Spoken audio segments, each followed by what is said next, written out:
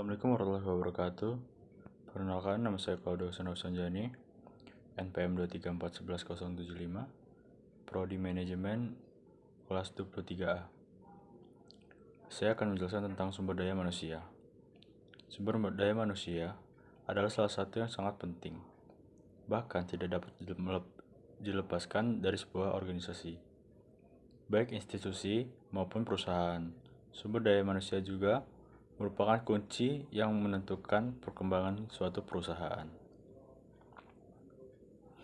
Secara garis besar, pengertian sumber daya manusia adalah individu, yaitu yang bekerja sebagai penggerak suatu organisasi, baik institusi maupun perusahaan, dan berfungsi sebagai aset yang harus dilatih dan dikembangkan sesuai kemampuannya.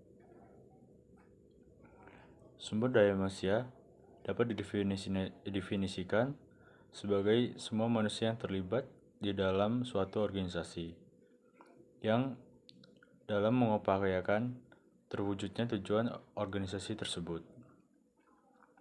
Anggota suatu organisasi yang disebut sebagai personil, pegawai, karyawan, pekerja, dan tenaga kerja lain-lainnya.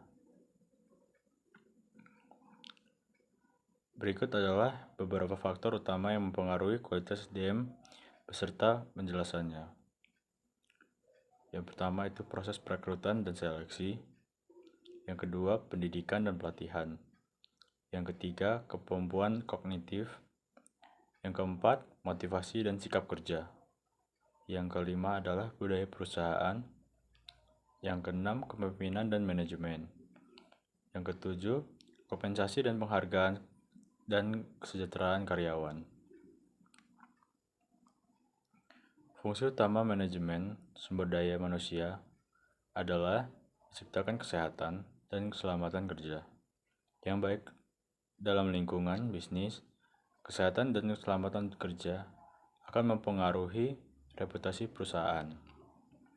Departemen SDM wajib menjaga keselamatan pekerjanya melalui program yang dikelolanya. Ini adalah faktor penting dalam pengelolaan sumber daya manusia. Budaya kerja. Budaya kerja yang positif dihasilkan dari sikap dan perilaku setiap karyawan dalam pekerjaannya. Proses rekrutmen. 3 adalah tunjangan kesehatan. Yang keempat adalah pelatihan atau training. Yang kelima, latihan kepemimpinan. Yang keenam, hubungan antara karyawan. Dan yang ketujuh adalah jenjang karir dan bonus cuti. Faktor-faktor yang mempengaruhi kualitas SDM atau sumber daya manusia antara lain adalah faktor kesehatan dan faktor gizi. Yang kedua itu adalah faktor ini penting karena seseorang tidak mampu mengembangkan kapasitasnya secara maksimal apabila yang bersangkutan tidak memiliki status kesehatan dan gizi yang optimal.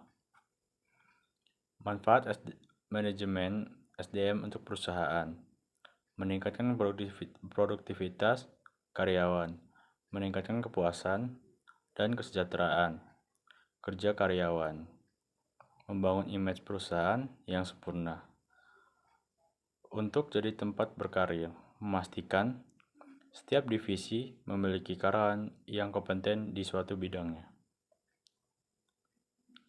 Kendala manajemen SDM atau sumber daya manusia: tidak jelasnya informasi mengenai data karyawan, menganggap remeh pelatihan SDM, gegabah dalam merekrut karyawan baru, pemberian job description yang tidak lengkap, menjanjikan hal tidak sesuai, kebijakan SDM yang kurang memadai, menilai karyawan secara subjektif adalah kesalahan fatal manajemen SDM. Apa saja upaya pemerintah dalam meningkatkan SDM? Adapun beberapa upaya-upaya yang dilakukan pemerintah, antara lain yaitu studi banding, pelatihan, bantuan modal usaha, pendampingan, memonitor dan evaluasi pengembangan daya manusia. Sekian presentasi dari saya. Saya ucapkan wassalamualaikum warahmatullahi wabarakatuh.